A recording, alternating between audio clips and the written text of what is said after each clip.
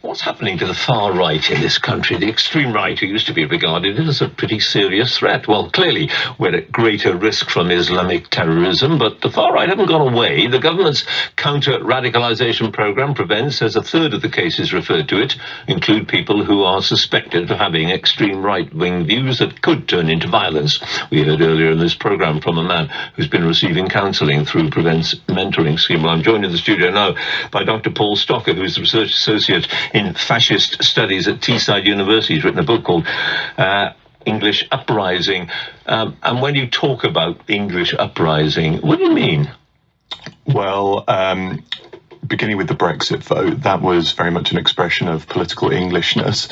As we know, England voted to leave outright the European Union, whereas Scotland and Northern Ireland did not. And if you look at many of the opinion polls taken after, a lot of the people who voted to leave stated that they identified themselves much more as English than they did British. Right, but this doesn't make them extremists, obviously. Of course not. No, no, and that's the sort of English aspect to it isn't the point I'm trying to make with the book. It's really more about how ideas of the far right, such as these radical critiques of immigration, multiculturalism, even nationalism at times, were very present in the run-up to the Brexit vote and indeed have been becoming much more mainstream for years.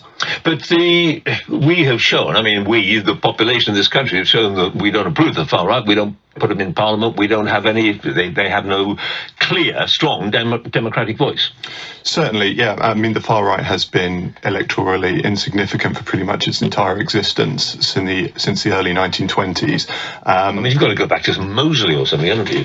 Yeah, you can look at these small phases such as the National Front in the 1970s, the BNP in the first decade of this century, for brief periods of electoral success, but they were very fleeting.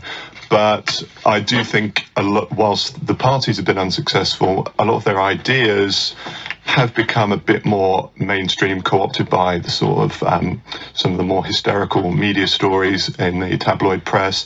They may have been taken on by UKIP to a certain extent. And so I don't think they have failed in a complete sense. They have failed electorally, whereas some of their ideas may have succeeded. And they're not a physical threat to us?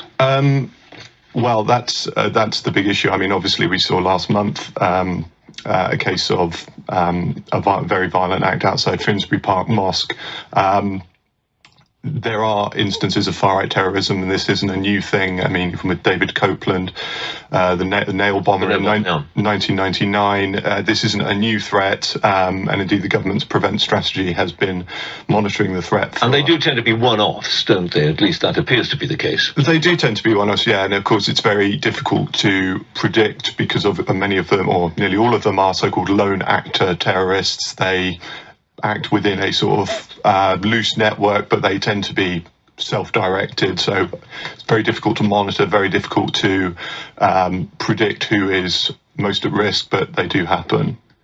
Paul Stocker, thanks very much. And tomorrow we're going to be reporting on the challenge in schools of countering extremism, whether it's inspired by militant Islamists or by far-right groups. Time now, 14 minutes to 9. We were celebrating the